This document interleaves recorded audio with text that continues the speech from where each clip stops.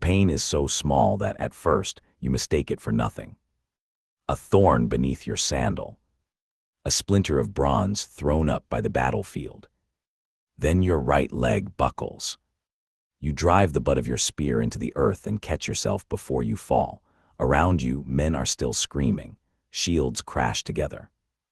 Chariots tear through the dust. Somewhere beyond the haze, the walls of Troy rise against the burning afternoon sky. You have stood before entire armies without fear. You have watched warriors scatter at the sound of your voice. You have broken princes beneath your spear, fought a river swollen with corpses, and killed the greatest defender Troy ever produced. But now something is wrong. You look down. An arrow has buried itself in your heel. For a moment you almost laugh.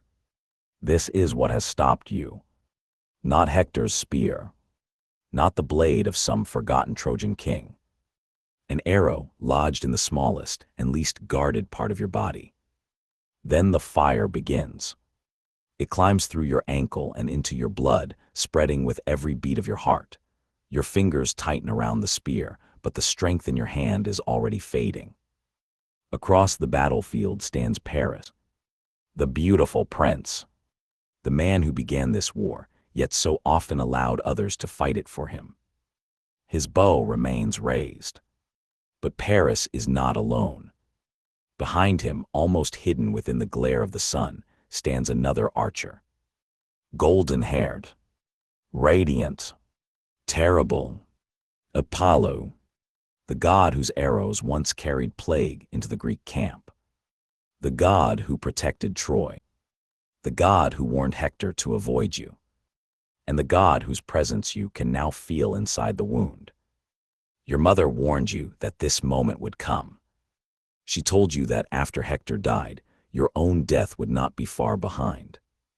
You refused to listen. You had already made your choice. A long life without glory, or a short life whose name would never be forgotten.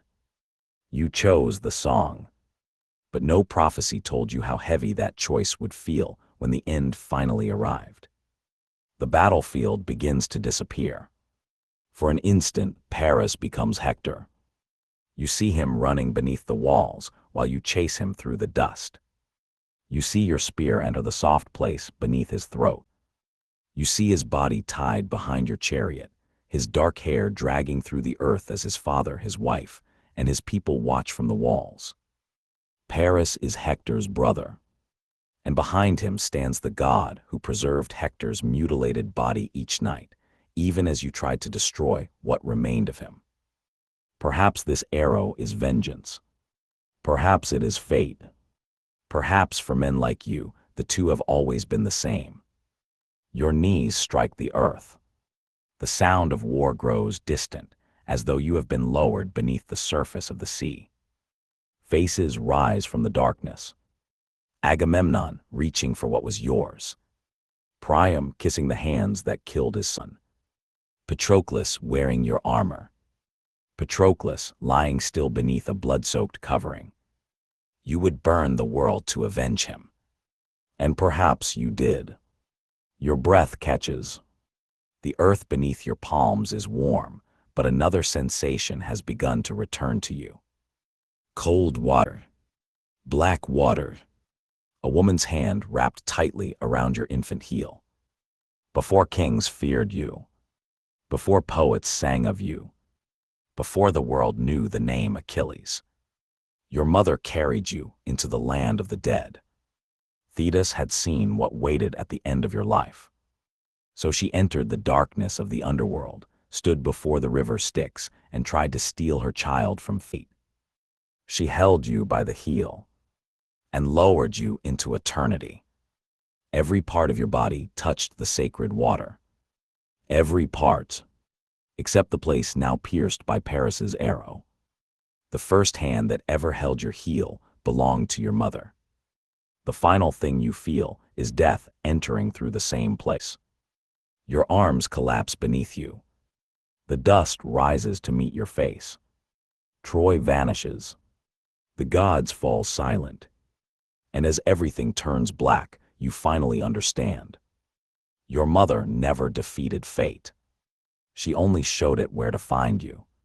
Before you were Achilles, however, you were only a child named Ligerin, and your story began with a goddess who could not bear to let her son die.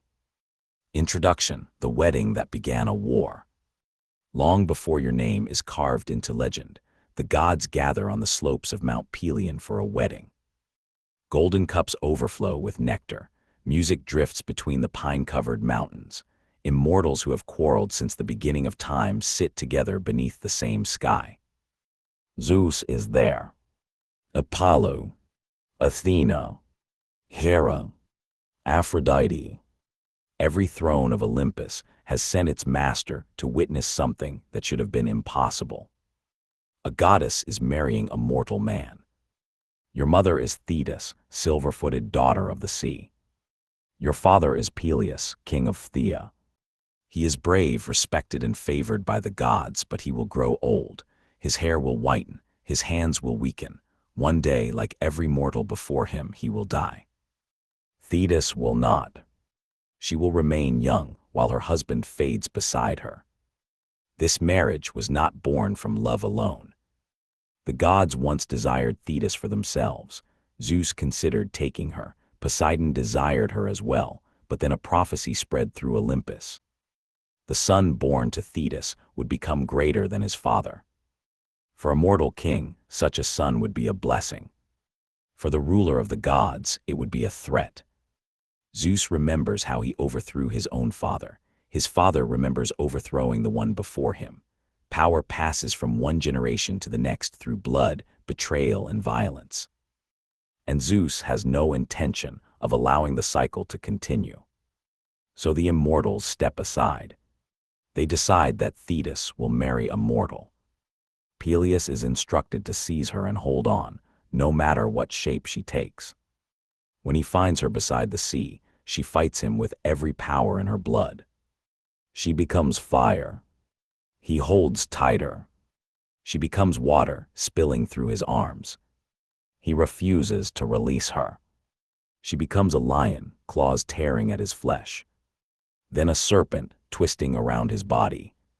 But Peleus has been warned. He endures every transformation until at last Thetis returns to her true form. The sea goddess has been conquered by the persistence of a mortal man. And now the gods celebrate their union. Yet one goddess has not been invited. Eris. Strife. Discord. The force that turns brothers against one another, breaks oaths between kings and whispers resentment into the hearts of men. No one wants strife at a wedding. But strife does not require an invitation. A golden apple rolls across the floor of the feast. Conversation stops. 3 words have been carved into its shining surface.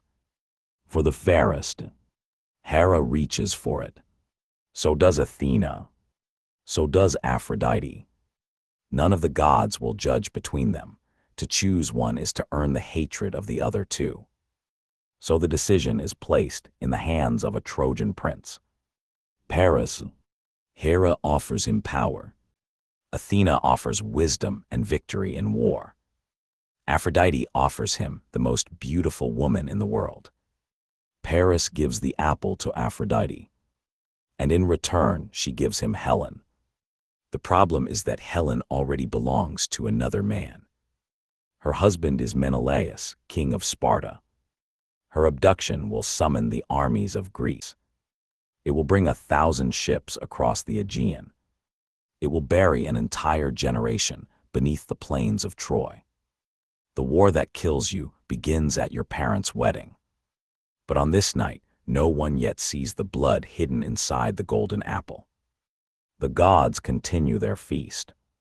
Your father receives immortal gifts, armor, weapons, and 2 magnificent horses that will one day carry you across the battlefield. Your mother smiles beside him, though perhaps she already senses what waits beyond the music. Because goddesses do not experience time as mortals do. Thetis has heard whispers from the fates. She knows the child she will bear will become greater than his father. She also knows greatness will demand a price. Soon in the kingdom of Thea, she gives birth to a son. Not a warrior, not a hero, not yet. Only a crying infant held against the breast of a frightened mother. They call you Ligerin. The name will not survive. One day, kings will tremble at the sound of the name that replaces it. Poets will repeat it for thousands of years. Warriors will pray to possess even a fraction of your courage. But for now, you are small enough to be carried in one arm, your fingers close around your mother's thumb.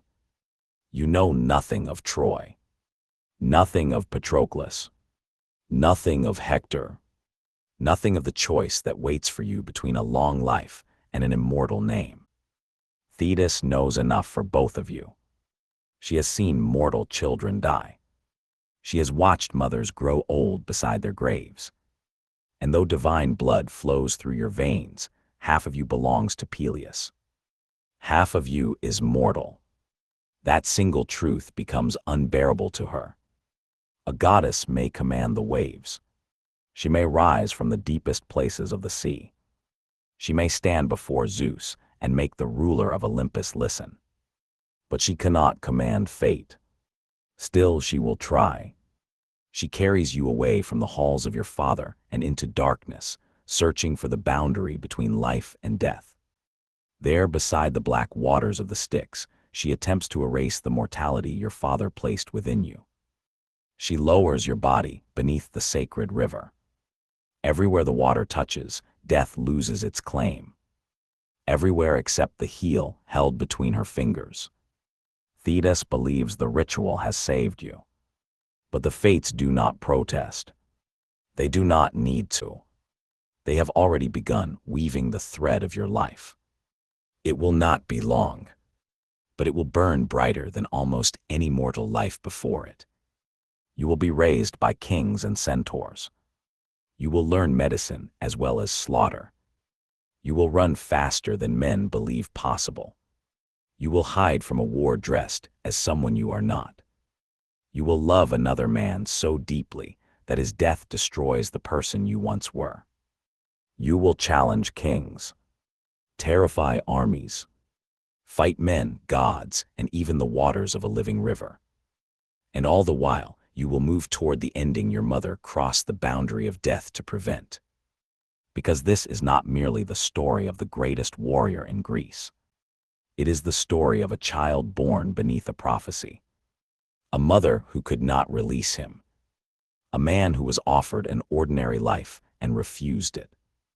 And a name purchased with everything that name would one day outlive. This is the life of Achilles. Chapter 1: The Child of Pelion. Your father wakes to the smell of burning flesh. It is faint beneath the sweetness of ambrosia, but unmistakable. Peleus rises from his bed and follows the glow spilling beneath the chamber door. The palace is silent.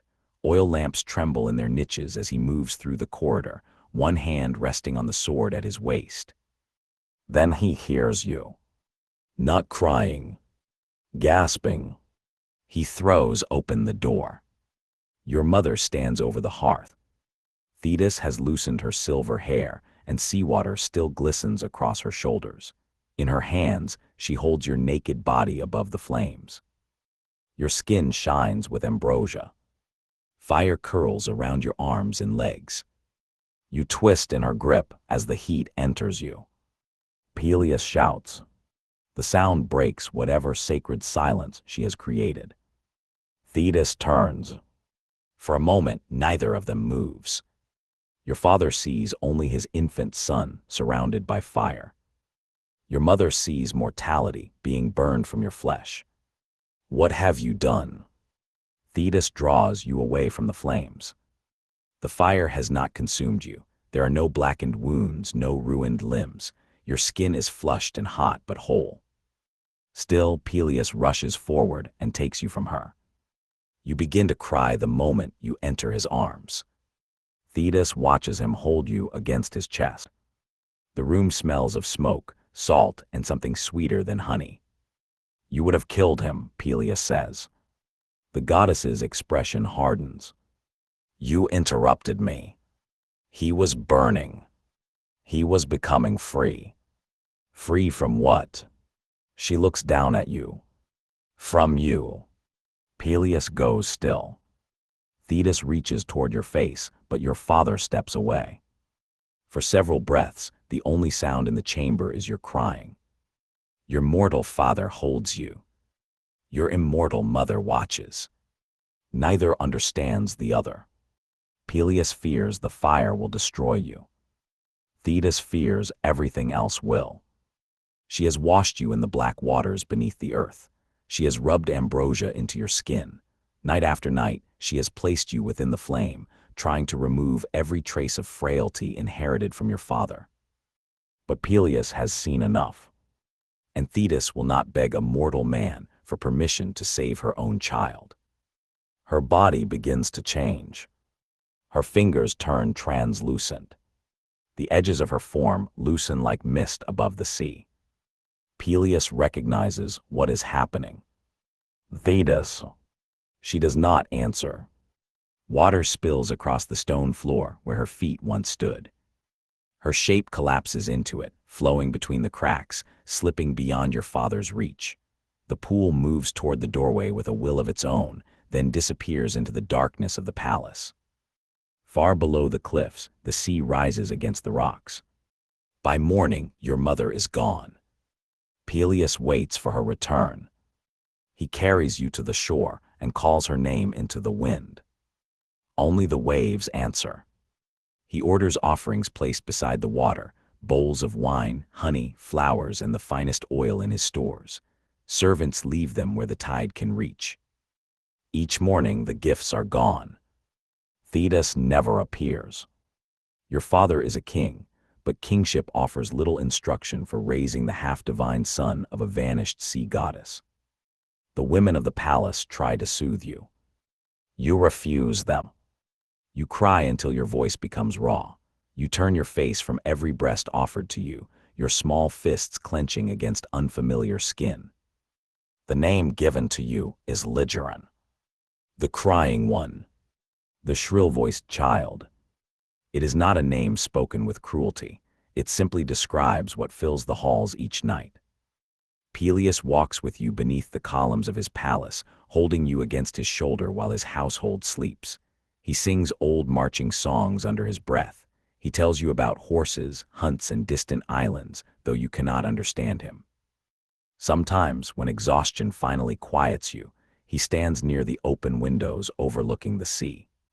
He wonders whether Thetis is watching from beneath the water. Weeks pass. Your crying weakens, but you remain restless. Then Peleus thinks of the one being who might understand what you are. At dawn, he wraps you in thick wool and leaves Phthia. The road toward Mount Pelion climbs through valleys heavy with oak, ash, and pine. Servants follow with food, blankets, and offerings, but Peleus carries you himself. The air thins as the path rises. The cultivated fields disappear behind you, so do the walls, roads, and temples of men. Here, the mountain belongs to older things. Goats move across cliffs too steep for human feet. Eagles circle above the ridges. Springs run cold from cracks in the stone, feeding streams hidden beneath ferns and flowering herbs. Your father continues upward. By sunset, his sandals are torn and his cloak is damp with mist. Then something moves between the trees. Peleus stops. At first, only the shape of a man is visible. Broad shoulders, a bearded face, and long hair streaked with gray. Then the figure steps into the light. A horse's body follows him from the shadows. Chiron is not like the wild centaurs that wander the mountains in drunken packs. He wears a dark cloak across his human shoulders. Leather pouches hang from a belt at his waist, filled with roots, dried leaves, and small bronze instruments. His eyes settle on the child in Peleus's arms. You took your time, he says. Peleus releases a breath. You knew I was coming. I heard you 3 valleys ago. Chiron approaches. His hooves press deeply into the wet earth, but the upper half of his body moves with the calm precision of a physician. Peleus hesitates before handing you over. Chiron notices. You trusted me with your life once. This is not my life. No, Chiron says, looking down at you. It is something far more difficult. He takes you carefully. You stop crying. Peleus stares. Chiron supports your head with one hand and places 2 fingers against your chest. He listens to your breathing, examines your eyes, and runs his thumb gently across your palms. Then he smells your hair. Ambrosia, he murmurs. Peleus looks away. And fire. She said she was making him immortal. Perhaps she was. She nearly killed him. Chiron glances at the king. Perhaps she feared that more than you did. He carries you toward his dwelling. It is not a palace, but neither is it the crude cave Peleus expected. The entrance opens into a high chamber warmed by a central fire. Bundles of herbs hang from the ceiling. Shelves carved into the stone hold jars of oil, honey, wine, and powdered roots. Spears lean beside lyres. Animal skins cover the floor. Bronze knives rest near bowls stained by years of medicine. Everything has its place. The instruments that open flesh are kept beside those that close it. Chiron lays you upon a bearskin near the fire. You cannot raise him here, he asks. Peleus removes his cloak. I can give him servants, tutors, horses, and a kingdom. But Peleus watches you sleep. I do not know what his mother left inside him. Chiron kneels beside you. Neither do I. It is the first honest answer Peleus has heard since Thetis disappeared. What will you call him? Chiron asks. Ligeron. The centaur's brow tightens. He has spent long enough being named for his sorrow. It is the name he was given. Then he will be given another. Chiron places his palm lightly against your chest. Achilles. Peleus repeats it. The name sounds strange in the cave. Heavier than the child who now carries it. Why? Because he has known hunger without taking comfort at his mother's breast. Because one life has already ended before another has properly begun. Chiron looks toward the cave entrance, where evening fog moves between the trees. Ligeron belongs to the child who was left behind. His eyes return to you. Achilles is the one we will raise. Peleus remains on Pelion for 3 days. On the 4th morning, he prepares to descend the mountain alone. He stands beside you while you sleep, one hand hovering above your head. He appears to want to touch you, but fears waking you. Chiron waits outside. Will he remember me? Peleus asks. Visit him and he will. Will he remember her? Chiron looks toward the distant sea. Children remember absences even when they cannot remember faces. Peleus finally rests his hand against your hair. Then he leaves. The sound of his footsteps fades down the mountain path. Your world becomes Pelion. You learn its shape before you understand the boundaries of your father's kingdom. The mountain is your nursery. Its streams wash you, its caves shelter you, its animals become the first living things you study closely enough to imitate. Chiron does not raise you gently. He raises you carefully. There is a difference. When your teeth begin to grow, he feeds you marrow drawn from the bones of powerful animals. Bear, boar, lion. He mixes it with honey and presses it to your lips, watching until you swallow. When you can stand, he teaches you to fall. He lets you tumble onto moss, sand, and shallow water until you stop reaching helplessly for the ground. Again, he says each time. When you can walk, he leads you along narrow paths above the valley. You learn where to place your feet. Loose stone first. Firm earth second. Never trust a branch simply because it appears thick. Never step where you have not already looked. At night, Chiron teaches you the names of the stars. Not all of them are gods or heroes. Some mark the changing seasons. Others tell a traveler when winter is approaching or guide a sailor toward land he cannot yet see. You lie against his warm flank while he points toward the sky. That one, he asks. You answer incorrectly. He waits. You try again.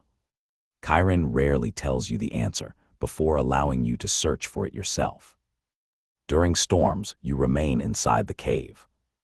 Rain lashes the mouth of the chamber while Chiron grinds medicines beneath a stone pestle. He teaches you to recognize plants by scent before sight. Bitter leaves for fever. Resin to close a wound. Roots that dull pain. Flowers that calm the mind but become poison when too much is taken. You learn that healing is not softness. A wound must be washed even when the water makes a man scream. An arrow must sometimes be pushed deeper before it can be removed. Dead flesh must be cut away so living flesh can survive. Your small hands become steady. Chiron notices. You enjoy this, he says. You are crushing a leaf between your fingers, watching green oil stain your skin. I like knowing what things do. That is more useful than merely knowing their names. The same hands that learn herbs soon learn weapons. At first, your spear is no more than a stripped branch. Chiron draws a circle in the dirt and places you inside it. Do not leave the circle. He walks around you. You turn to face him. Too slowly. His staff taps the back of your leg. You fall. Again. You rise.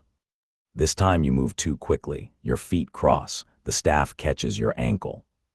You fall harder. Anger warms your face. Chiron sees it immediately. Anger makes the body hurry before the mind is ready. You grip the branch. I was ready. His staff knocks it from your hand. You were loud. The lesson begins again. Days become seasons. Your body strengthens. You run beside Chiron through the forests, first struggling to keep pace with his steady hooves, then matching him along the lower paths. He teaches you to breathe through pain rather than fight it. In through the nose. Hold. Release slowly. When your lungs burn, he does not tell you to stop. When your movements become careless, he does. You learn to throw a javelin before your shoulders are broad enough to make the weapon look small. You learn to pull a bow without allowing your hand to shake. You learn to listen for animals moving beyond sight. By your 6th year, the mountain no longer feels enormous. You track a young boar through wet brush, following the broken stems and dark impressions left by its hooves. Chiron remains behind you, close enough to intervene but far enough that you cannot depend upon him. The animal bursts from the undergrowth. You freeze. It is larger than you imagined. Its tusks curve upward beside a mouth flecked with foam. Mud covers its bristled hide. It lowers its head. Chiron says nothing. The boar charges. You remember the circle. Do not move without knowing where your next step will fall. At the last moment, you turn. The animal passes close enough that you feel its coarse hair scrape your leg. You thrust the spear. The point enters behind its shoulder. The boar screams. It runs several more paces before collapsing beneath the trees. For a moment, you stand perfectly still. Your hands tremble around the shaft. Then you hear the animal breathing. Wet, uneven, afraid. Victory does not feel as clean as you imagined. You approach slowly. The boar tries to rise and cannot. Chiron comes to stand beside you. Finish it. You look up at him. It is dying. Yes. Then why? Because pain should not be prolonged merely because you are uncomfortable ending it. You pull the spear free. The second thrust is quicker. The forest falls silent. Chiron kneels and places one hand against the animal's hide. You do the same. Its warmth remains beneath your palm. though its chest no longer moves. Strength takes, Chiron says, wisdom remembers the cost. Together, you carry what can be used back to the cave. Nothing is wasted. The meat is cooked. The hide is cleaned. The bones are opened for marrow. That night, you eat beside the fire without boasting. Chiron plays the lyre. The melody is quiet, shaped around the sound of rain beginning outside. You listen until your eyes grow heavy. Then through the storm, Chiron stops playing. His head turns toward the cave entrance. You hear nothing at first. A few moments later, hoofbeats rise from the path below. Not one horse. Several. Chiron sets the lyre aside. Someone is coming. You stand and reach for your small spear. He does not tell you to put it down. Torches appear between the trees. Your father emerges from the rain, older than you remember him, his cloak dark with water. But Peleus is not alone.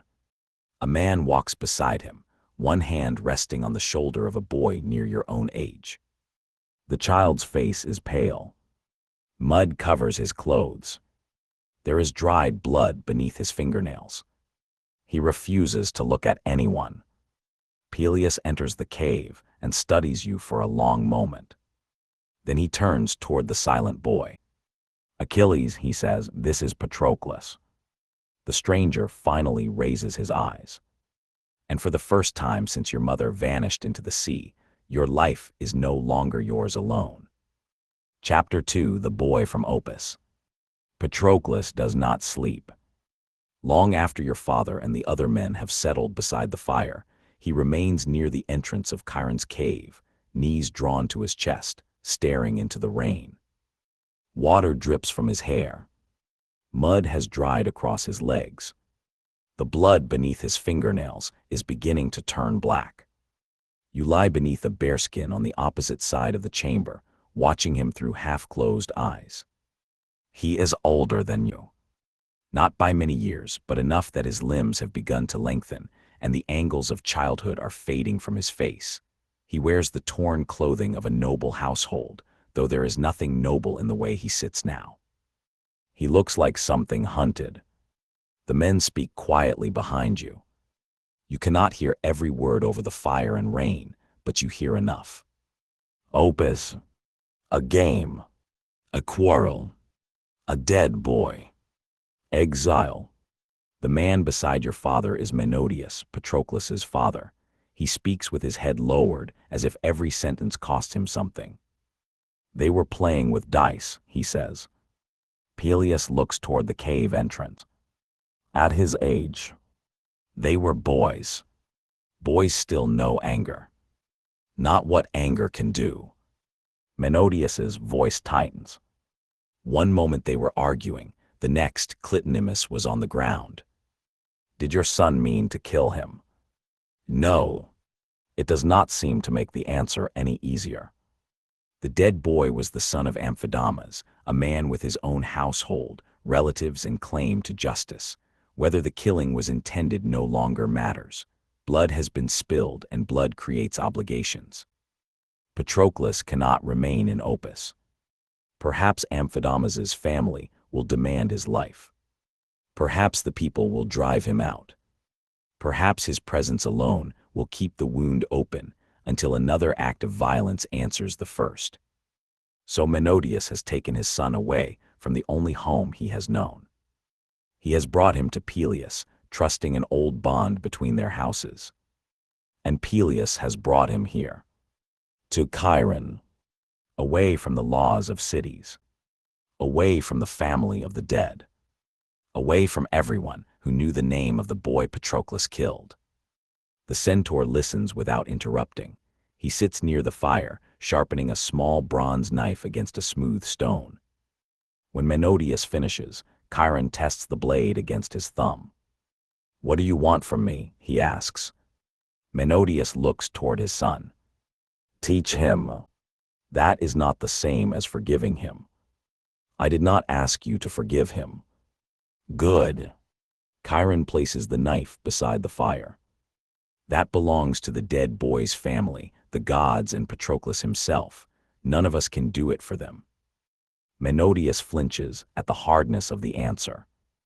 Peleus does not.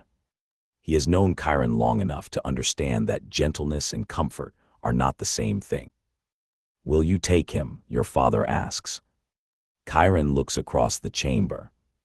Patroclus must feel the centaur's eyes upon him, but he does not turn from the rein. He may remain, Chiron says. Whether he learns is his decision. Menodius releases a slow breath. Only then does Chiron glance toward the bearskin where you pretend to sleep. And Achilles may stop listening from beneath that hide. You open your eyes. Peleus almost smiles. Menodius does not. Patroclus finally turns. For the first time, you see his face clearly. There is a bruise near his mouth. A shallow cut crosses one cheek. His eyes are swollen, though whether from rain, exhaustion, or crying, you cannot tell. You sit up. Neither of you speaks. Until tonight, you have been the only child on Pelion. The cave, the forest paths, the weapons beside the wall, and Chiron's attention have all belonged to you. Now there is another boy sitting inside your world. A boy who has already killed someone. You reach for the wooden spear beside your bed. Chiron's voice stops you. Leave it. I was only holding it. You were deciding whether you needed it. Patroclus looks away again. You place the spear back down. The rain continues through the night. By morning, Menodius is preparing to leave. He kneels before his son outside the cave, while mist drifts between the pines. Patroclus keeps his hands at his sides. His father reaches out as though to embrace him, then stops. There are too many men watching. Too much shame between them. Instead, Menodius places both hands on the boy's shoulders. You will obey Chiron. Patroclus nods. You will honor Peleus for receiving you. Another nods. You will cause no trouble. At that, Patroclus's expression changes. Only slightly. But you see it. His father sees it too. Menodius's grip tightens. I am trying to save you. Patroclus stares at the ground. You should have saved me before. Silence moves through the clearing. Menodius's hands fall from his son's shoulders. Peleus turns his face away, granting them what privacy can still exist between 5 people beneath an open sky. But Menodius does not answer. Perhaps there is no answer he can give. He mounts his horse. Your father follows soon after. The 2 men descend the mountain, their attendants behind them. Hoofbeats fade into the valley until only birds and running water remain. Patroclus stands where his father left him. Chiron gives him no time to watch the empty path. Inside, the centaur says, both of you. Your first meal together is barley porridge sweetened with honey.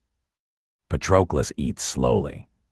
You finish before him and stare until he notices. What? He asks. His voice is rough. Did you kill him with a sword? Chiron pauses beside the fire. Patroclus lowers his spoon. No. A spear. No. A stone. He looks directly at you. I said no. You must have used something. Achilles, Chiron warns. But you do not stop. You are too young to understand that curiosity can become cruelty, even without intending to. Was there a lot of blood? Patroclus rises so quickly that the wooden bowl overturns. Porridge spills across the floor. For a heartbeat, you think he will strike you. His hands close into fists. You reach for the edge of the table. Chiron does not move between you. He watches. Patroclus breathes through his nose. Once, twice. His hands slowly open. Then he kneels and begins gathering the spilled food with his fingers. Chiron hands him a cloth. Good, the centaur says. Patroclus glares up at him. What is good? You felt anger arrive. It is still here. But it did not command you. Patroclus wipes the stone clean. You remain silent for the rest of the meal. That afternoon, Chiron takes both of you into the clearing. He draws a wide circle in the earth with the end of his staff. You recognize it immediately. Patroclus does not. You will stand inside, Chiron tells him. Patroclus steps across the line. Chiron points to you. You will force him out. A grin appears before you can stop it. Patroclus removes his cloak. He is smaller than me. You are older, Chiron replies. That is not the same as stronger.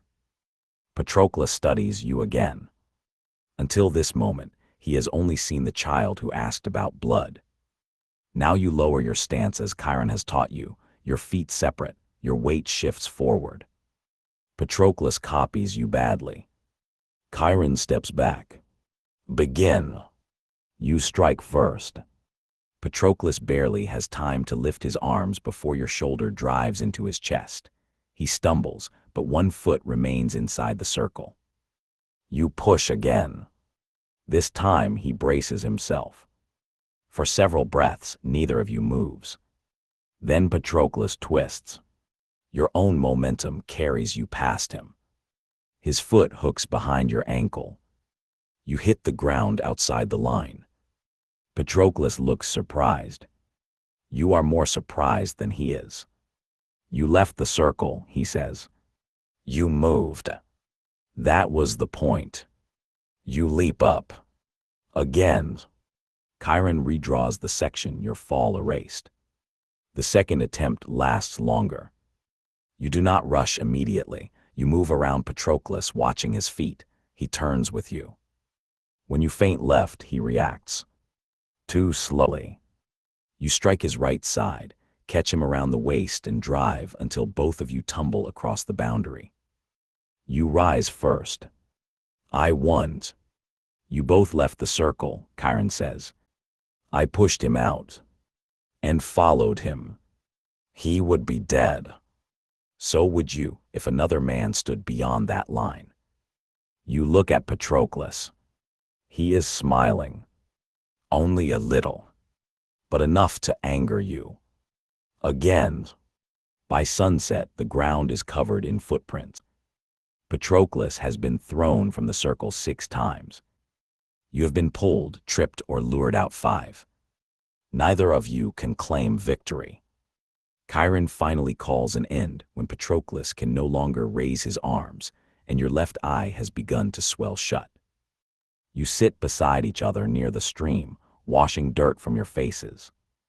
For a while, there is only the sound of water moving over stone. Then Patroclus speaks. You are fast. You touch the bruise forming around your eye. You fight badly. I still threw you out. You tricked me. Yes. You consider this. Do it again tomorrow. Patroclus glances at you. Then he nods. The next morning, he joins you before Chiron calls. Days settle into a rhythm. Patroclus is not like you. You learn this quickly. Where you rush toward a task, he watches it first. Where you trust your body, he trusts repetition. You can throw a spear farther. He can place one closer to the same mark each time. You reach the top of a hill before him. He arrives carrying the water skin you forgot. When Chiron asks a question, you answer first. Patroclus waits until he believes he is right. This irritates you. It also makes him useful. The mountain begins teaching you differently now that you are 2. Chiron sends you along separate paths and expects you to find each other before nightfall. He places one of you near a stream and the other above the tree line, then asks each to describe what the other cannot see. You learn that no pair of eyes witnesses the whole world.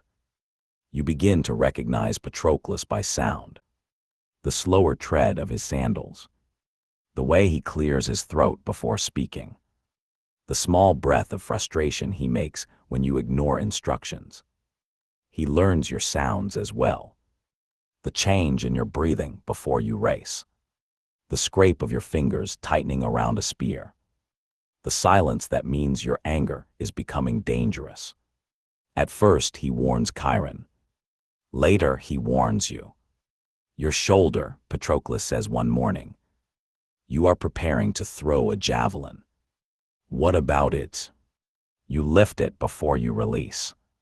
No, I do not. You do. You throw. The javelin lands beyond the target. Patroclus walks to where it has struck the earth. You are pulling upward.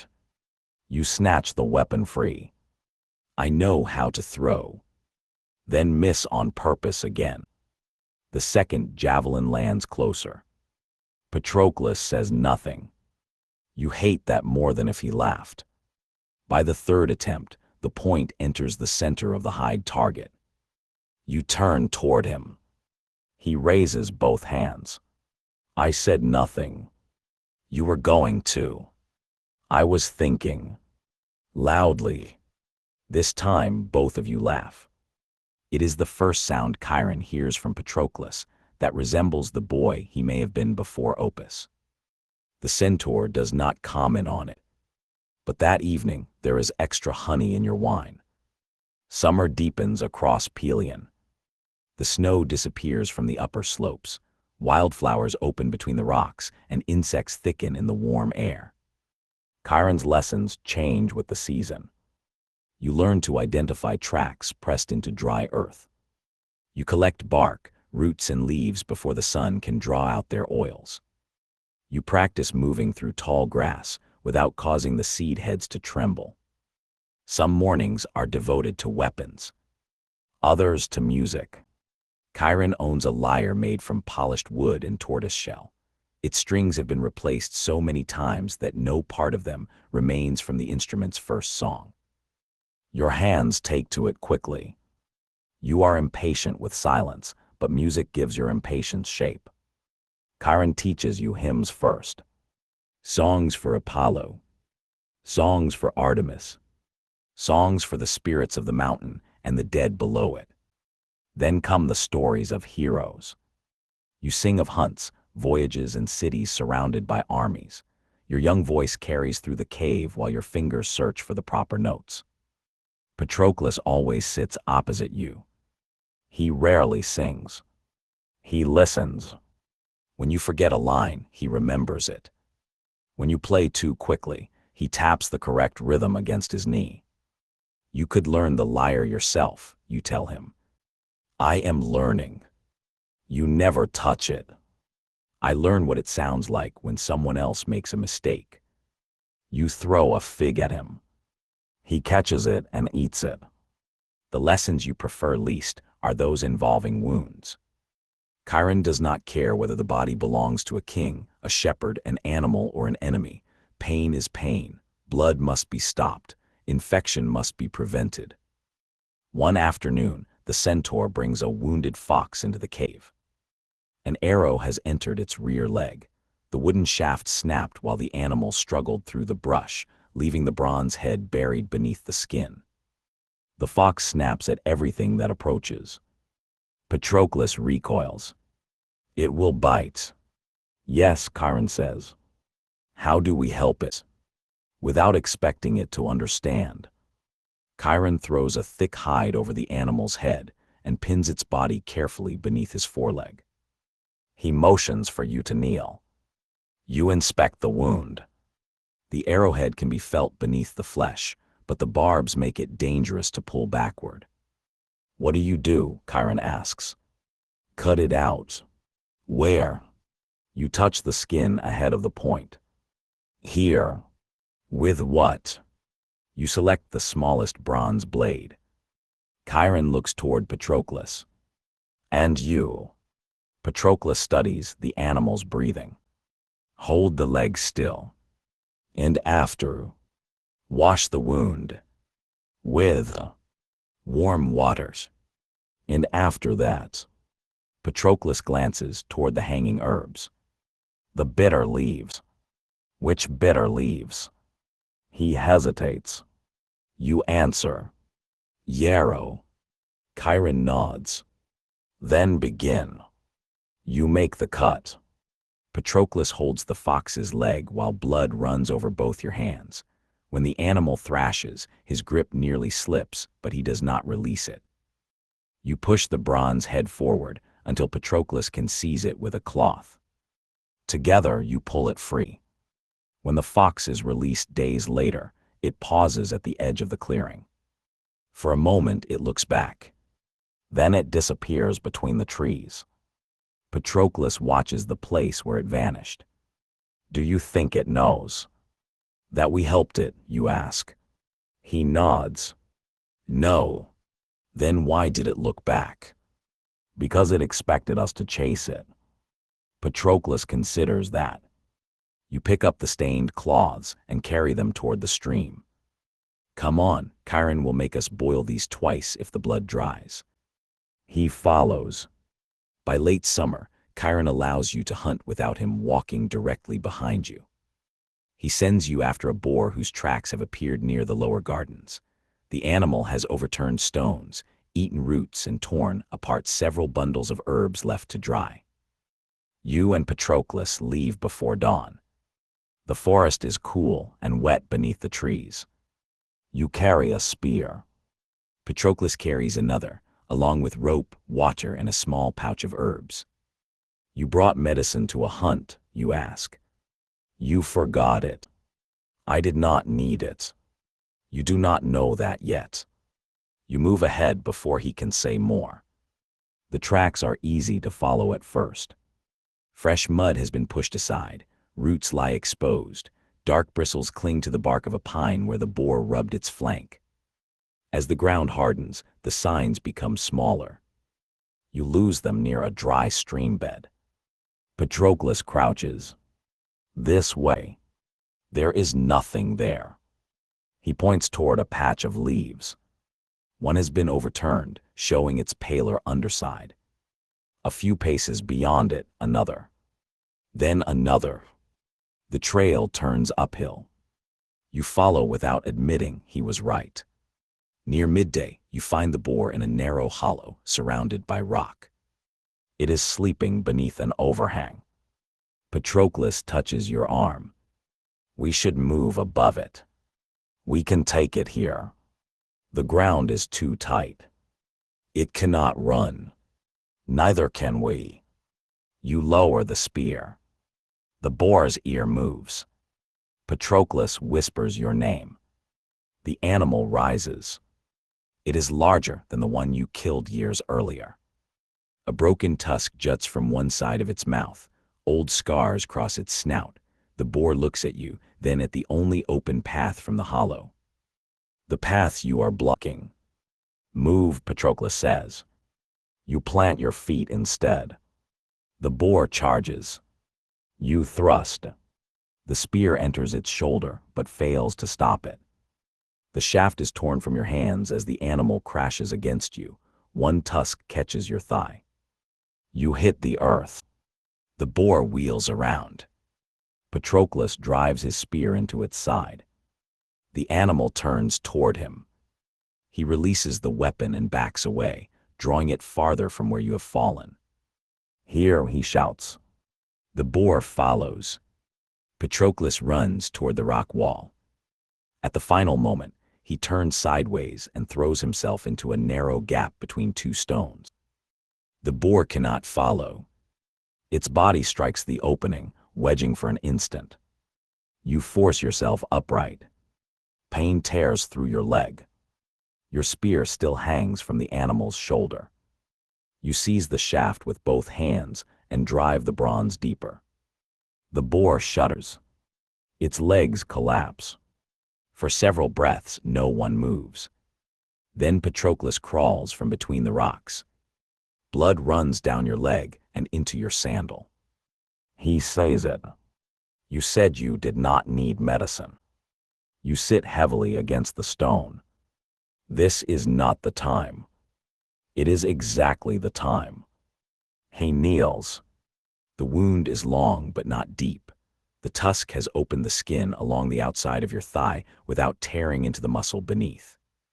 Patroclus pours water over it. You hiss. Hold still. I am holding still. You are moving. That is because it hurts. I assumed it was because you enjoy making this difficult. He presses a folded cloth against the wound. You catch his wrist. Not so hard. It has to stop bleeding. I know that. Then stop arguing with the person stopping it. You release him. Patroclus cleans the cut, crushes herbs between two stones, and binds the mixture against your thigh. His hands remain steady. Only after the knot is tied do you notice that his breathing is not. You were afraid, you say. No. You are shaking. He looks down at his hands. I thought it had killed you. The words silence you more effectively than Chiron ever has. You stare at the dead boar. Then at the blood on Patroclus's arms. Some of it belongs to the animal. Some belongs to you. You came back for me, you say. Patroclus frowns. Where else would I go? Together you begin the slow journey home. He carries both pouches and supports your weight when the path becomes steep. You complain every time he asks whether the bandage is too tight. He asks anyway. By the time you reach the cave, darkness has covered the mountain. Chiron waits near the entrance. His eyes move from your injured leg to the boar tusk hanging from Patroclus's rope. Who found the animal? He asks. Patroclus, you answer. Who killed it? I did. Who was injured? You say nothing. Patroclus answers for you. Achilles. Chiron looks at the bandage. Who treated the wound? I did. The centaur steps aside to let you enter.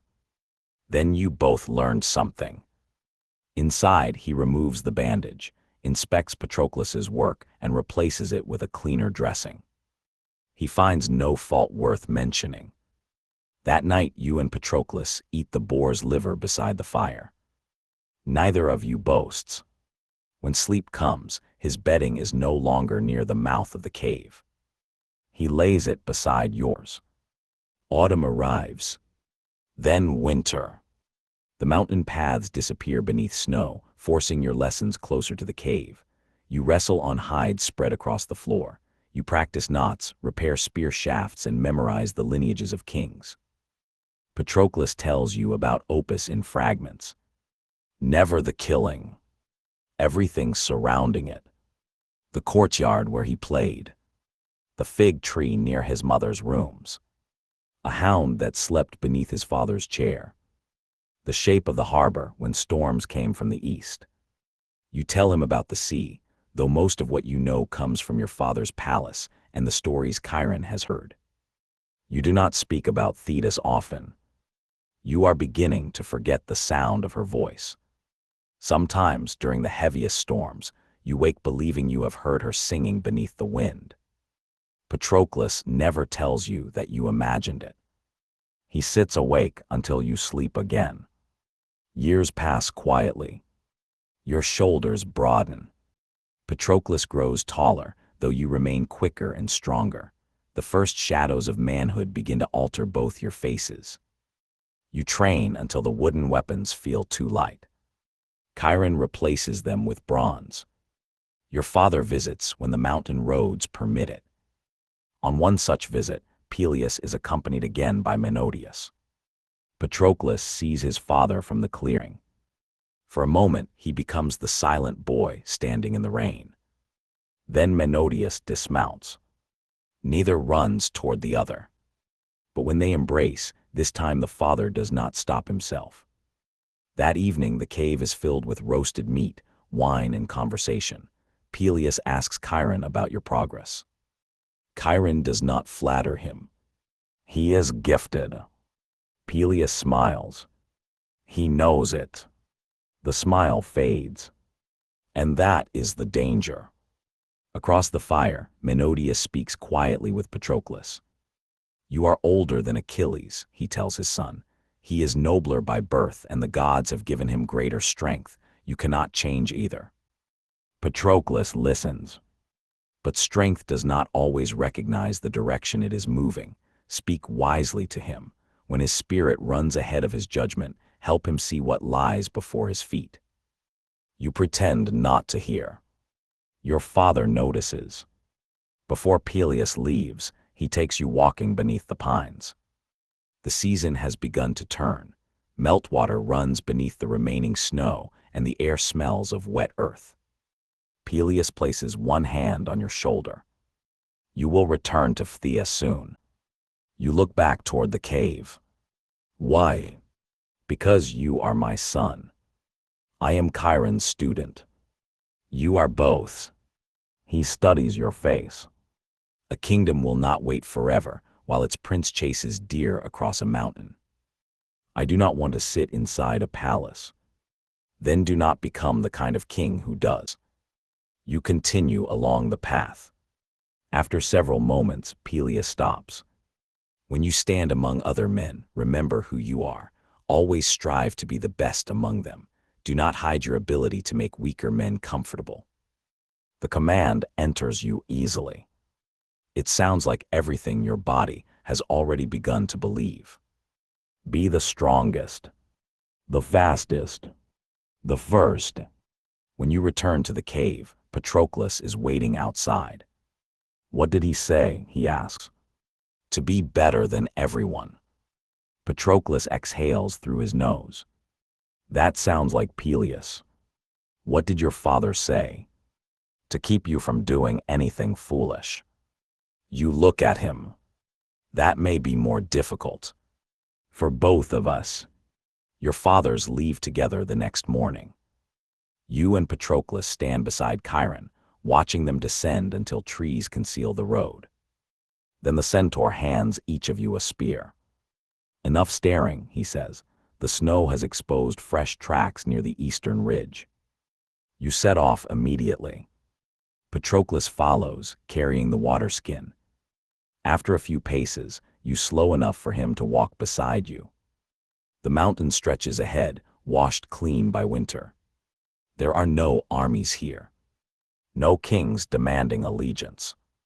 No songs being written. Only two boys beneath the pines, arguing over tracks in the melting snow. For now, that is enough. Chapter 3: The Hidden Prince. You leave Mount Pelion beneath a sky the color of hammered bronze. The first light has not yet touched the valley. Mist hangs between the pines, and the stones along the path are wet beneath your sandals. For most of your life, the mountain has been the whole world. Its caves taught you shelter. Its forests taught you silence. Its animals taught you that strength without caution becomes meat for something more patient. Now, for the first time, the path beneath your feet leads downward without the promise of returning by nightfall. Chiron waits outside the cave. Age has not bent him, but the morning makes the gray in his beard more visible. A wool cloak rests across his shoulders, fastened with a simple bronze pin. Behind him, the fire inside the cave is dying. Patroclus stands beside you, with two travel bags slung over one shoulder. He has packed carefully. Food wrapped in leaves. A water skin. Clean cloth. Medicinal herbs. A whetstone. You have brought your spear, your knife, and the lyre Chiron taught you to play. Nothing else seemed necessary. Chiron looks first at Patroclus. You watch the ground when others watch the horizon, he says. Do not let anyone shame you for it. Men who stare only toward distant glory often fail to see the hole beneath their feet. Patroclus lowers his head. I will remember. Then Chiron turns to you. His eyes remain on your face for so long that impatience begins to rise inside you. What? You are waiting for a final lesson. Yes. There is none. You frown. There is always another lesson. There is always something more to learn, Chiron replies. That does not mean a teacher will be standing beside you when you need it. He reaches into the folds of his cloak and produces a small knife. It is not made for war. The blade is narrow and slightly curved, suited for cutting roots, trimming bandages, or opening flesh around a buried arrowhead. Its handle has been wrapped in worn leather. You recognize it. You have watched Chiron use it since childhood. He places it in your hand. This has saved more lives than any spear I have owned. You turn the blade beneath the morning light. It is small. So are many useful things. He closes your fingers around the handle. You are already skilled at making others fear your strength. Learn to make them trust it. You place the knife inside your belt. Then you embrace him. The movement surprises all three of you. For a moment, Chiron's human arms close around your shoulders. You feel the coarse wool of his cloak against your face and hear the slow, heavy rhythm of his heart. When he releases you, Patroclus steps forward. His embrace lasts longer. Neither of them speaks. At last, Chiron backs away from the path. Go. You and Patroclus begin the descent. For the first several turns, you look back. The centaur remains outside the cave, growing smaller between the trees. Eventually, the mountain hides him. The journey to Phthia takes 3 days. Each mile brings signs of a different world. The paths widen. Wild forest gives way to grazing land. You pass shepherds driving sheep through low valleys and farmers bending beneath baskets of olives. Smoke rises from villages enclosed by stone walls. Children stop their games to stare at the 2 armed youths descending from Pelion. Some recognize you before you reach your father's city. Word moves faster than feet. By the time the walls of Phthia appear, people have gathered along the road. They call your father's name first. Then yours. Achilles. The sound is strange when shouted by people you have never met. You have heard Chiron speak your name in correction. Patroclus speak it in warning. Peleus speak it with the weight of expectation. Here it belongs to the crowd. You straighten without meaning to. Patroclus notices. Do not start enjoying this too much. They are welcoming their prince. They are looking at you. What is the difference? We will find out. The gates open. Phthia is smaller than the cities described in Chiron's songs, but after Pelion, it feels crowded beyond measure. Mud-brick homes climb the slopes beneath your father's palace. Workshops line the central road. Hammers ring against bronze. Women pour grain into large storage jars. Fishermen mend nets beneath stretched awnings, while dogs weave between carts and livestock. The air smells of smoke, dung, salt, and fresh bread. People reach toward you as you pass. Some touch their fingers to their lips and then extend them in blessing. Others bow. Older warriors strike spear shafts against their shields. Peleus waits in the palace courtyard. He wears no crown. A dark cloak hangs from one shoulder, leaving the sword at his hip uncovered. Age has begun to mark him, not with weakness, but with small changes you would not have noticed as a child. Silver near his temples. A stiffness when he turns. Lines around his eyes carved by sunlight and responsibility. For a moment, king and prince stand before one another while the household watches. Then Peleus steps down and grips your shoulders. He looks at your face, arms and chest, as though confirming every part of you has returned intact. You have grown. So have you. A few nearby servants lower their eyes to hide smiles. Peleus laughs. The sound breaks the formality. He pulls you against him. Welcome home, my son. When he releases you, he embraces Patroclus with equal warmth. You are home as well. Patroclus looks toward the palace. He has lived beneath Peleus's protection before, but his childhood memories of this place are brief and clouded by exile. Thank you, my lord. Peleus places a hand behind his neck. In this house, you need not thank me every time you breathe. The palace prepares a feast. An ox is slaughtered in the courtyard. Barley is scattered over its horns, prayers spoken, and the blade drawn across its throat. Servants catch the blood in bowls while others prepare the fire. You have seen animals killed many times. But here, every movement means something beyond the meal. The thigh bones are wrapped in fat and burned for the gods. Wine is poured into the flames. The smoke rises while the people watch for signs in the way it twists toward the sky. Only then is the remaining meat divided. Peleus seats you beside him. Patroclus sits at your other side.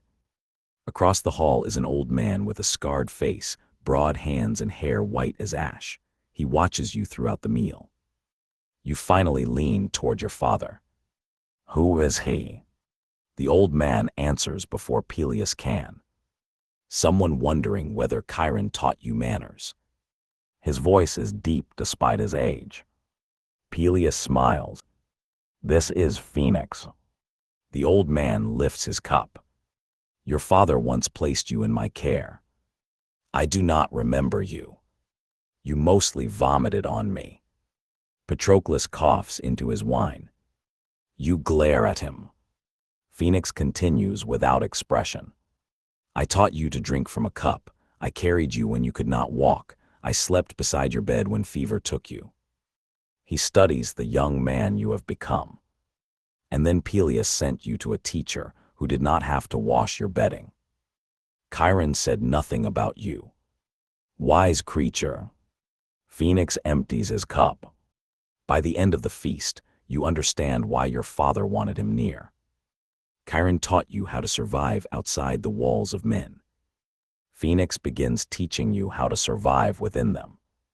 The lessons start the next morning. He takes you into the hall where Peleus hears disputes between his people. Two shepherds kneel before the king, arguing over a newborn lamb. One claims it belongs to his flock. The other insists his ewe birthed it during the night. You expect your father to decide immediately. Instead, Peleus asks questions. Where did each flock sleep? Which animals were marked? Who heard the ewe crying? Was blood found on the wool? The argument lasts longer than some of your hunts. When the men leave, Phoenix turns to you. Which one lied? The younger shepherd. Why? He would not look at my father. Perhaps he fears kings. He changed his story. So did the other man. You reconsider. Phoenix waits. The older one had blood on his hands. He assisted the ewe. He said he arrived after sunrise. Phoenix nods. Better. You look toward Peleus. Why not threaten them until one speaks truth? Because frightened men often tell a king whatever they believe will end the fear. Your father rises from his seat. A spear makes obedience simple. Kingship rarely is. The following weeks are less enjoyable than hunting boars. You memorize the boundaries of your father's land. Which villages provide grain? Which families breed horses? Which elders hold influence beyond their official rank? Which neighboring kings are bound by marriage, hospitality, or old resentment? Phoenix teaches you how gifts create obligations. How an insult can live longer than the man who received it. How a feast may be a display of friendship, while every guest quietly measures the host's wealth and weakness. You prefer the training yard. There things are honest. A man either blocks the spear or does not. The young myrmidons gather each morning to test themselves against you. Some are the sons of warriors who served Peleus. Others have traveled from distant villages after hearing that the prince has returned from Pelion. They expect you to be strong. They do not expect you to be so fast. The first challenger is a man named Eudorus, older than you and already respected among the warriors. He carries a round shield and a blunted spear. You carry the same. The men form a ring around you. Eudorus begins cautiously. He circles, watching the point of your weapon. You allow him to study it. Then you move. Your first thrust strikes his shield. The second reaches his ribs before he can recover. The third sweeps his legs from beneath him. He lands hard enough to drive the breath from his body. You place the spear point beneath his jaw. The yard falls silent. Eudorus looks up at you. Then he smiles. I thought the stories were exaggerating. You offer him your hand. They were. He laughs and accepts it. The next challenger lasts longer. The third barely enters the ring before reconsidering. By midday, the Myrmidons strike spear shafts against their shields and call your name. The sound fills you more completely than the welcome at the city gates. Here, admiration has been earned. Patroclus watches from the edge of the yard.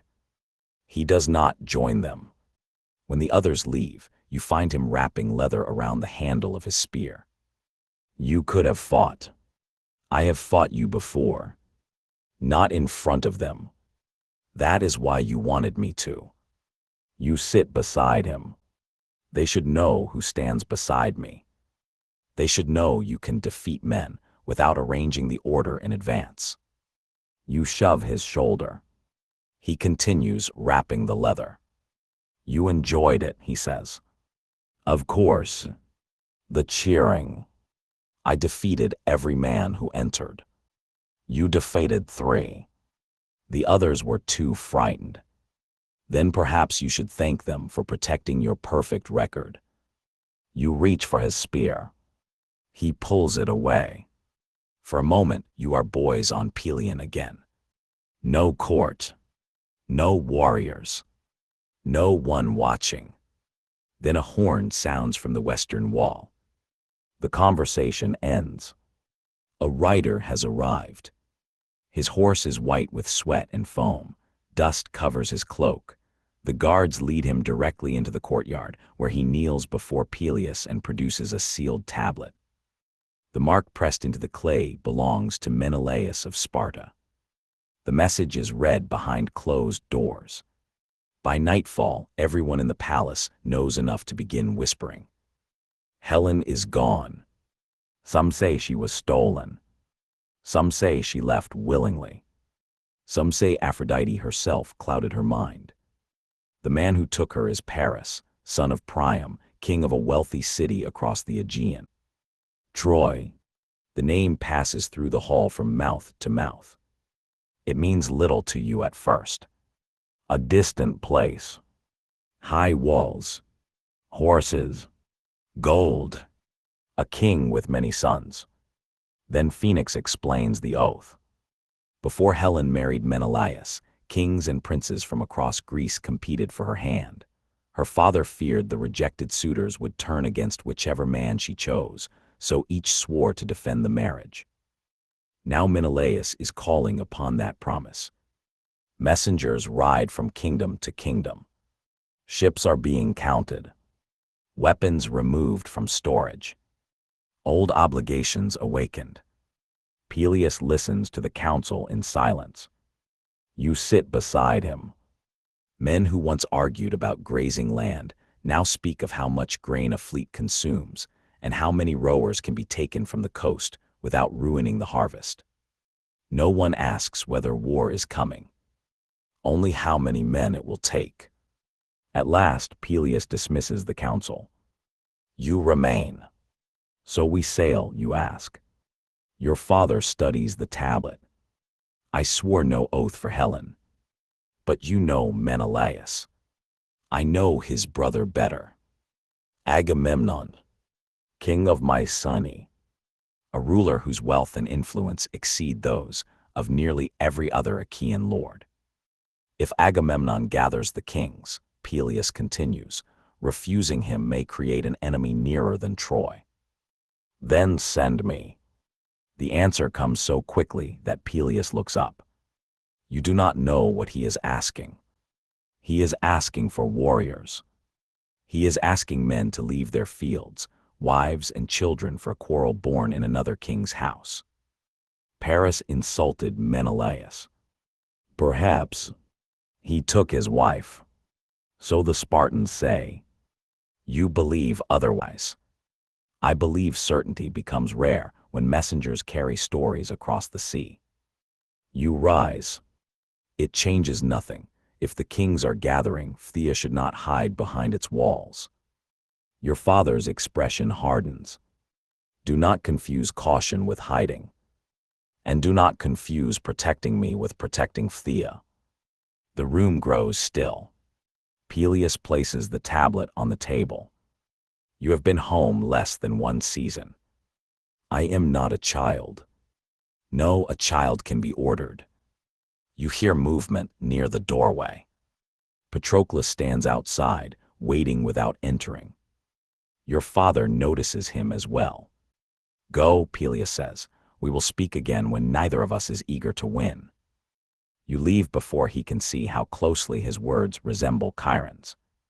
That night sleep refuses you. The palace feels too warm. You walk through the darkened courtyard and descend toward the sea. The moon has drawn a silver road across the water. Fishing boats rest above the tide line, their hulls black against the sand. You remove your sandals and step into the surf. The water is cold. For a moment, nothing happens. Then the sea withdraws farther than it should. Wet stones emerge around your feet. Fish twist helplessly in the sudden shallows. Beyond the moonlit sand, a shape rises from the water. Your mother walks toward you. Thetis appears exactly as memory has failed to preserve her. Silver-footed, pale, her hair moving as though still beneath the sea. No time has touched her face. You stand motionless. She stops a few steps away. You have his shoulders. You know she means Peleus. You left. The accusation sounds smaller once spoken. Thetis looks toward the palace above the shore. He would have stopped me. He did. And you lived. Was that not what you wanted? Her eyes return to you. It is all I have ever wanted. You search her face for anger, regret, or apology. A goddess's expression offers none easily. Why are you here? Because men are preparing ships. You know about Helen. The sea carries more than vessels. Then you know I mean to go. Thetis's face changes. Only slightly. But fear appears within it. Not the fear of a mortal woman hearing that her son seeks war. Something older. The fear of someone who has already been given an answer she refuses to accept. No. The word is quiet. It carries more force than a command shouted by any king. You cannot forbid me. I am your mother. You have not been my mother since Pelion. The water around her feet rises. Not violently, but the sea responds to her pain. I watched you. From where? Every river that met the sea, every spring that carried your blood after you cut your skin, every rainstorm that touched the mountain. You watched. Yes, but you never came. Thetis reaches toward you. You step back. The motion wounds her more deeply than the words. You were safe with Chiron. I did not need a goddess watching the water. I needed my mother. For several breaths, only the surf speaks. Then Thetis lowers her hand. When gods love mortals, she says, we learn to fear time. Every year changes you while leaving us untouched. Every joy contains its ending. I am still here. For now. You look toward the dark horizon. There is something you are not telling me. Thetis closes her eyes. When she opens them, the water has gone still. 2 roads lie before you. You wait. If you remain in Phthia, the years will be generous. You will inherit your father's halls. You will know your children and the children born after them. The people here will remember you as a good king, and then, slowly, they will remember you less. The words settle heavily. And the other roads. The ships sail east. To Troy. Yes. What waits there? Her gaze moves beyond you, toward something no mortal eye can see. A name that will not fade. You understand the shape of what she refuses to say. And I do not return. Thetis does not answer. She does not need to. The cold water moves around your ankles. You imagine Thea as your mother described it. Your father's seat beneath you. Patroclus beside you. A wife.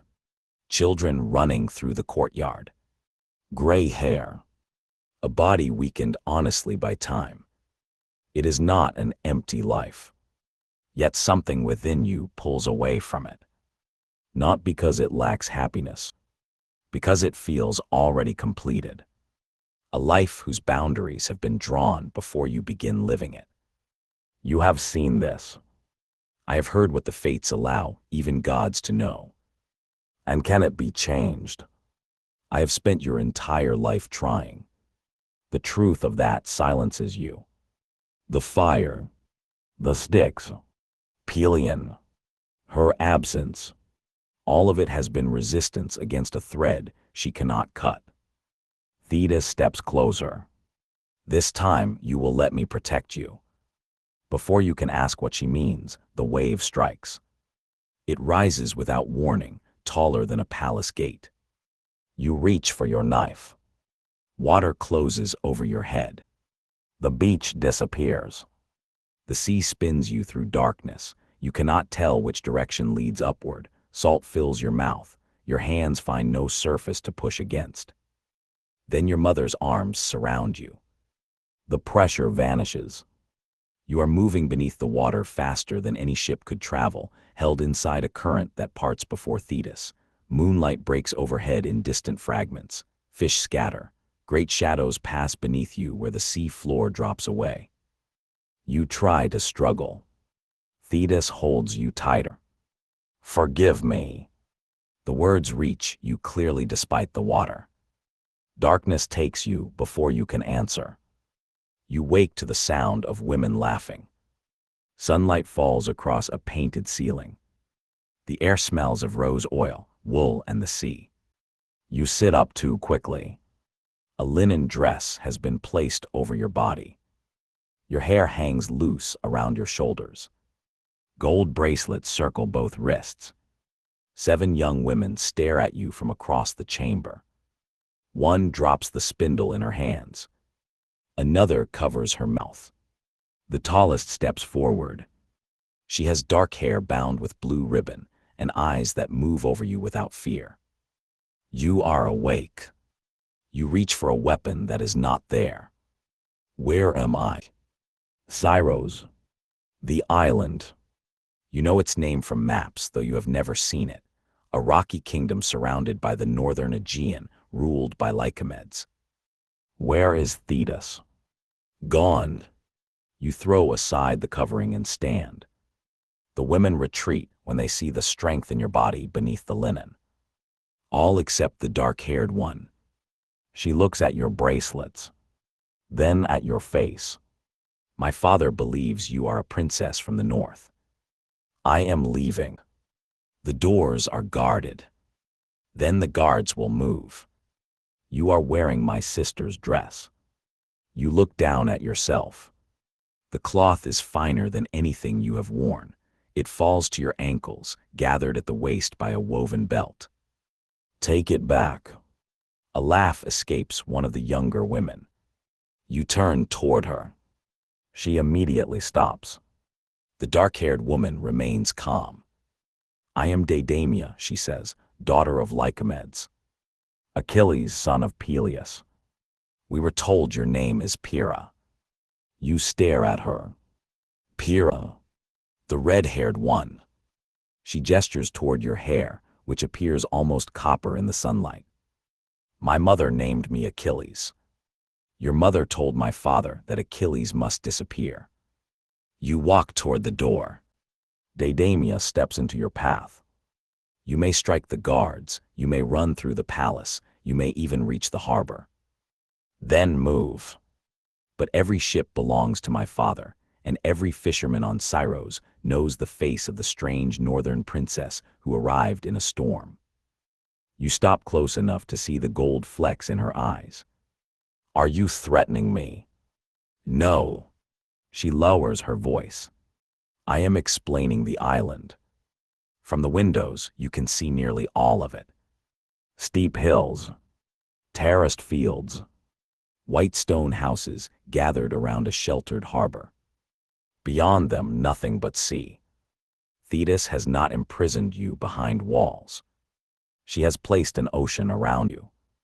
King Lycomedes receives you that afternoon. He is an aging man with a careful voice and the habit of rubbing one thumb across the rings on his opposite hand. Your mother's story has been prepared.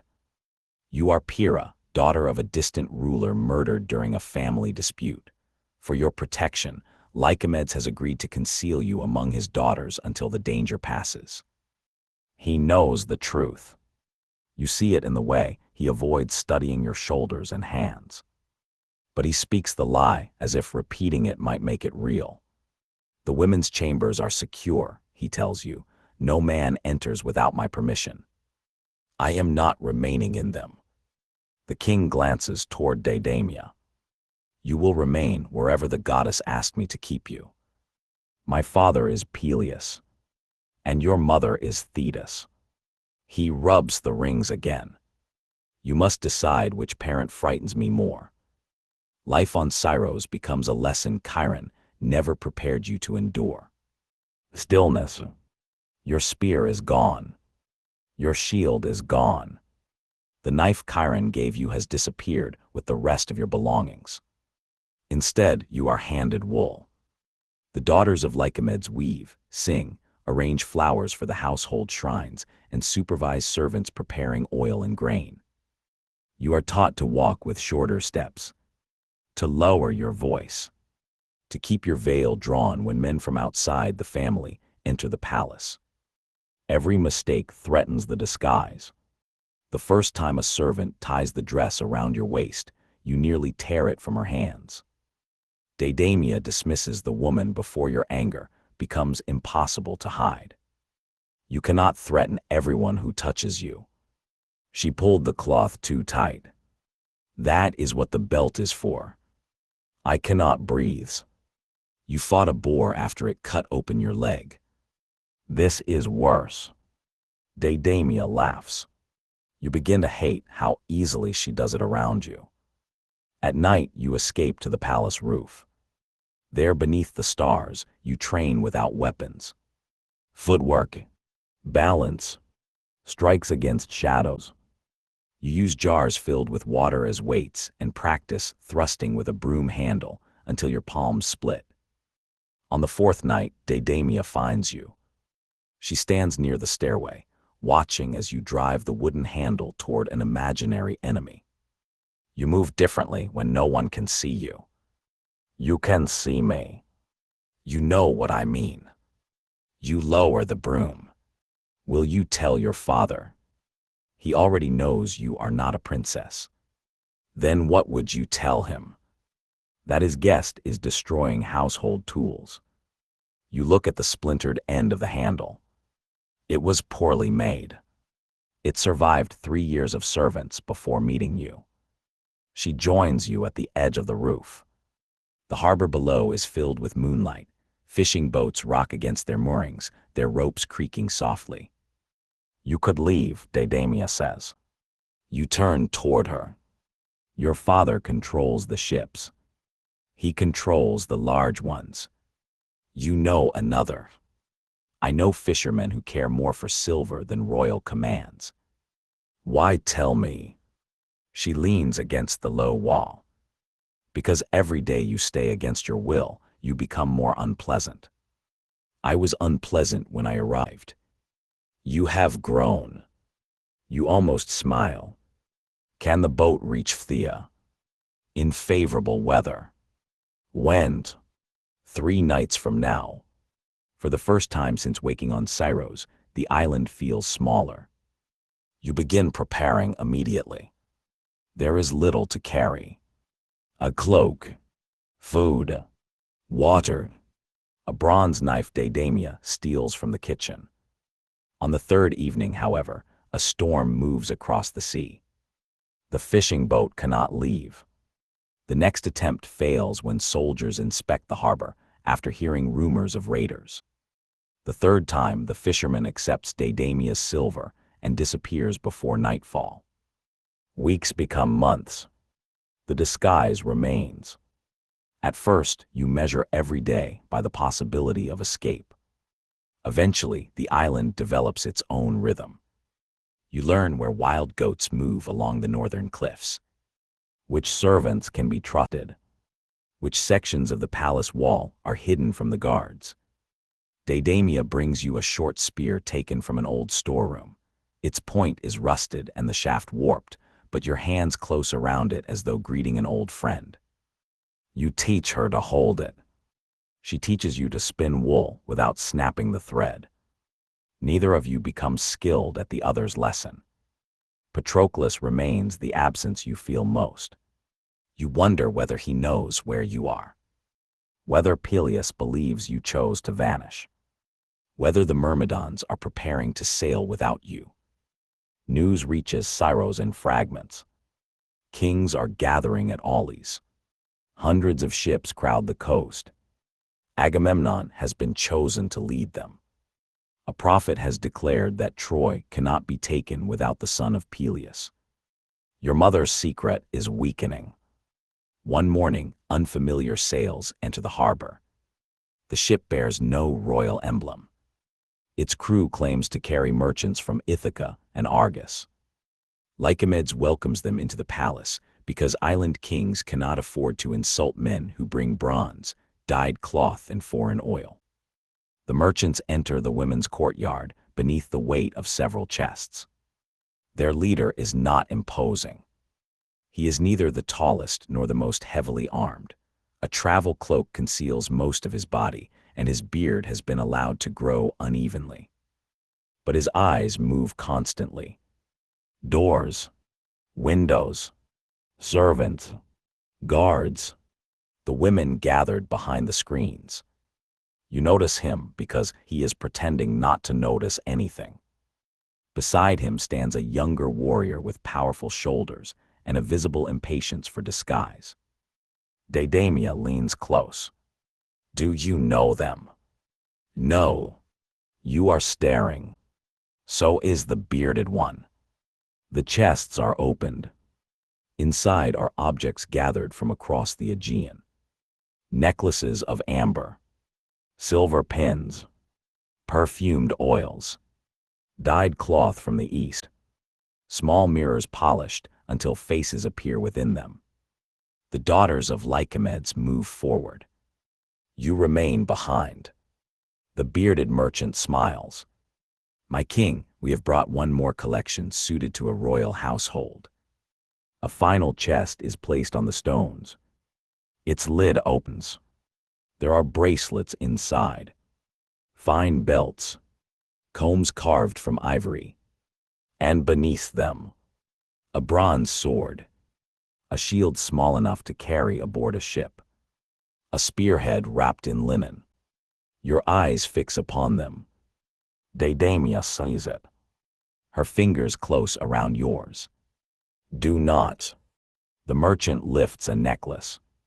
His companion moves toward the courtyard gate. No one else appears to notice. Then a trumpet sounds outside the palace. A single violent note. The cry men use when enemies have breached a wall. Women scream. Servants scatter.